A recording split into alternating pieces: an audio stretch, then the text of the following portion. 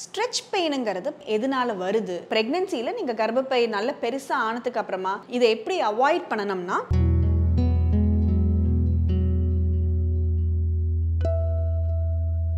வணக்கம். நான் டாக்டர் மீனாட்சி பாலசுப்ரமணியன், மகப்பேறு மருத்துவர் from Kriya women's clinic in Adyar.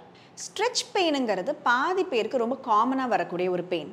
அதாவது இந்த ப்ரெக்னென்சியில் நீங்கள் கர்ப்பப்பை நல்ல பெருசாக ஆனதுக்கு அப்புறமா வயிறு ரொம்ப பெருசாக ஆகி நீங்களும் கொஞ்சம் வெயிட் கெயின் ஆனதுக்கு அப்புறம் பார்த்தீங்கன்னா அந்த சைட்ஸில் அப்புறம் அந்த தைக்கும் வயிறுக்கும் மீட் ஆகிற பொசிஷனில் அந்த இடத்துலலாம் ஒரு பெயின் வரது தான் நம்ம நார்மலாக ஸ்ட்ரெச் பெயினுங்கிறோம். இந்த ஸ்ட்ரெச் பெயின் எதனால வருது, இதை நம்ம எப்படி ரிலீவ் பண்ணலாம் அப்படிங்கிறத பற்றி இது பார்க்கலாம். ரவுண்ட் லிகமெண்ட், அதாவது நம்மளுக்கு கர்ப்பப்பைங்கிறது ஒரு பெல்விஸ்குள்ளார இருக்கிற ஒரு சின்ன ஆர்கன்.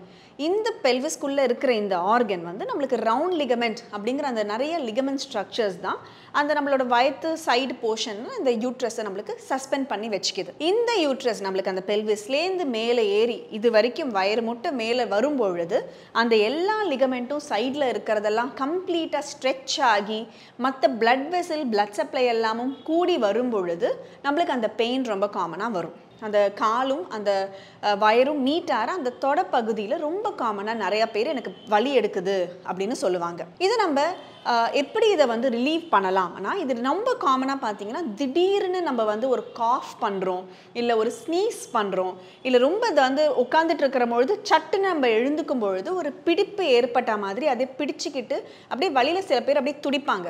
ஸோ அந்த நேரத்தில் நம்ம என்ன பண்ணணும், நம்ம ஒரு காஃப் பண்ணுறோம் ஸ்னீஸ் பண்ணுறோங்கும் பொழுது ப்ரெக்னென்சியில் வயரை பிடிச்சிக்கிட்டு ஒரு சப்போர்ட் பண்ணிவிட்டு அதுக்கப்புறமா நீங்கள் காஃபிங் ஸ்னீசிங்லாம் பண்ணுறது ரொம்ப ரொம்ப முக்கியம். அது மட்டும் இல்லாமல் ரொம்ப சடர்ன் மூவ்மெண்ட்ஸ், நீங்கள் திடீர்னு எழுந்துக்கிறத அவாய்ட் பண்ணுறது ரொம்ப முக்கியம். ஸ்ட்ரெச் எக்ஸசைஸ் தான் ரொம்ப ரொம்ப அவசியம். அதாவது நம்ம ஆல் ஃபோர்ஸ் போயிட்டு கையை வந்து நம்மளோட தரையில் வச்சுக்கிட்டு நம்ம காலும் அந்த மவுண்டன் போஸுக்கு போகிற மாதிரி ஆல் ஃபோர்ஸ் போயிட்டு நம்மளோட இடுப்பு பகுதியை மட்டும் நம்ம பின்னாடி எடுத்துகிட்டு வந்தோம்னா அந்த லிகமெண்டெல்லாம் நல்லா ஸ்ட்ரெச் ஆகிறதுனால நம்மளுக்கு நல்ல ஒரு ரிலீஃப் கொடுக்கும்.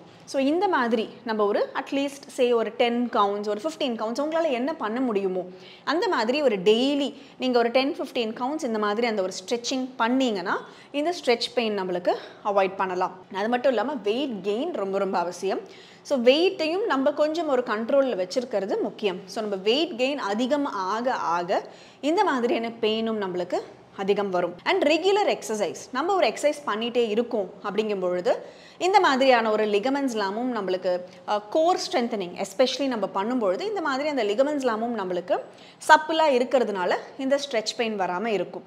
அது மட்டும் இல்லாமல் தண்ணி ரொம்ப ரொம்ப அவசியம். குறைஞ்சது அட்லீஸ்ட் ஒரு 3 லிட்டர்ஸ் ஆஃப் வாட்டராவது ஒரு நாளைக்கு நீங்கள் குடிச்சிங்கன்னா அப்போ நம்ம மசில் நல்லா இருக்கிறதுனால இந்த ஸ்ட்ரெச் பெயினை நம்ம அவாய்ட் பண்ணலாம். ஸோ சின்ன எக்ஸசைஸ் மூலமாகவே நம்மளால் இந்த ஸ்ட்ரெச் பெயினை ரிலீவ் பண்ண முடியும். இந்த பெயின் வந்துருச்சுன்னா நம்ம பெருசாக பயப்படுறதுக்கு ஒன்றும் இல்லை. அந்த கர்ப்பப்பை விரியற பெயின் தானே தவிர இந்த பயப்படுற மாதிரியான பெயின் கிடையாது.